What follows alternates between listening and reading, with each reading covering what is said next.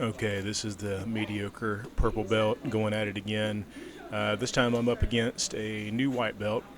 This guy's only been training for probably 2 months, 3 months. Started the same reason I did. Kid wanted to start training jiu-jitsu, and he came to a couple classes and got hooked. So here we are, just starting out on knees as usual. Try not to get hurt, so we start on these a lot. Going to the clinch here. He starts going in pretty hard. I think he had some wrestling background in high school. Get the underhook here, and quick turnover there, and get him to side control.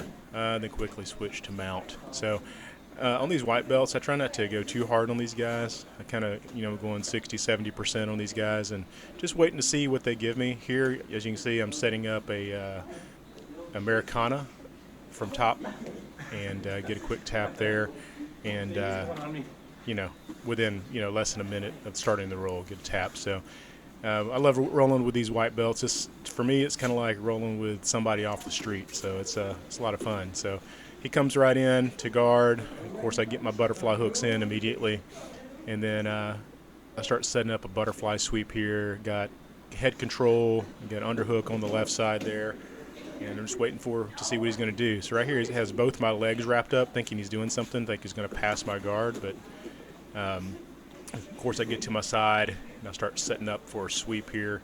Get another underhook there on that left side, and get closed guard. So right now I have him clinched in pretty tight. He's not going anywhere.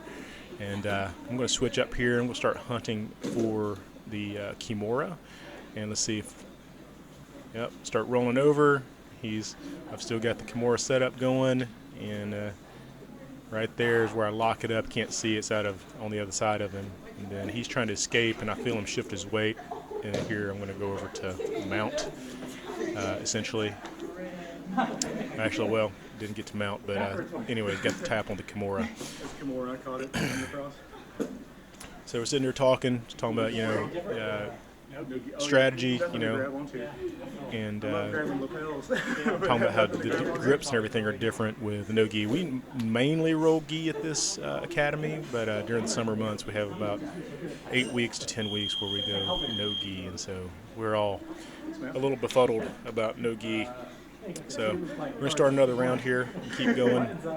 We do 3-minute rounds, so right now we're taking a little breather and talking about what's next. And we'll probably hit it here again in a second. This guy's pretty strong. He's a weightlifter. He's been weightlifting since he was a teenager, and that doesn't always translate well to jiu-jitsu. Yeah, you have strength, but if you don't have the technique and you're going against somebody that's been doing jiu-jitsu for 7 or 8 years, your strength is really not a factor. So we're about the similar size. He's probably about 200 pounds. I'm weigh about 220 in this video here. So same thing, goes in for the clinch. I lock up the clinch, immediately get a leg in, and then go over to mount from guard. And right here I'm just letting him work. We worked on some escapes last week, and I'm just trying to see what he's doing. Right now he's just trying to bench press me off, and so I just keep riding up higher and higher and just inching my way up and getting him into a bad position.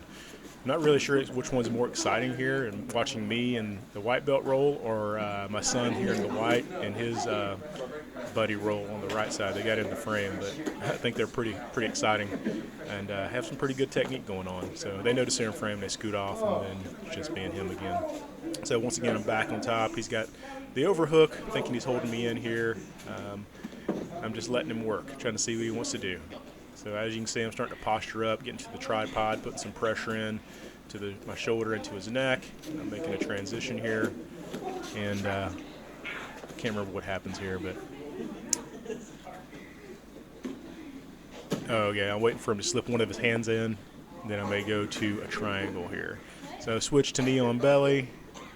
He's doing a good job fighting off the knee on belly, trying to pull guard and using his legs, which is something we've been talking about in our rolls. And here I immediately switched to, and I got a catch and release on a heel hook. He had no idea that even happened. I forgot about that.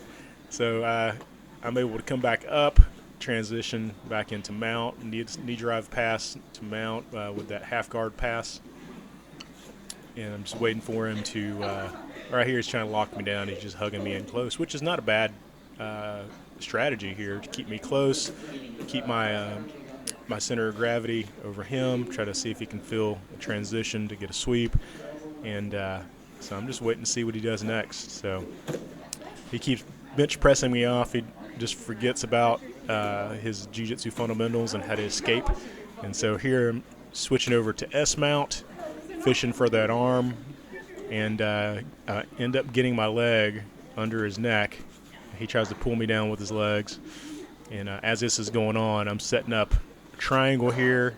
And funny thing about this, he was in my class I taught last Thursday, and I taught triangle escapes, and he just actually pulled the triangle escape that I taught him on me. So you got to watch out when you're teaching these white belts some moves. They might remember some things from time to time.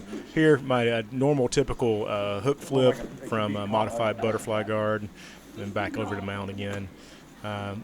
It's a fun roll. This guy's really fun to roll with. I like rolling with him. He usually seeks me out first when we open up the mat at the end of the class, and we end up rolling for a couple matches. And it's a good time. I get to teach a little bit. He gets to learn a little bit, and we get going. So if you can see there, I'm working to get that arm from mount over to his neck. I'm going for a head and arm triangle here, which I'm going to get the tap on that and finish that. I actually felt kind of good. I'm just getting exhausted now.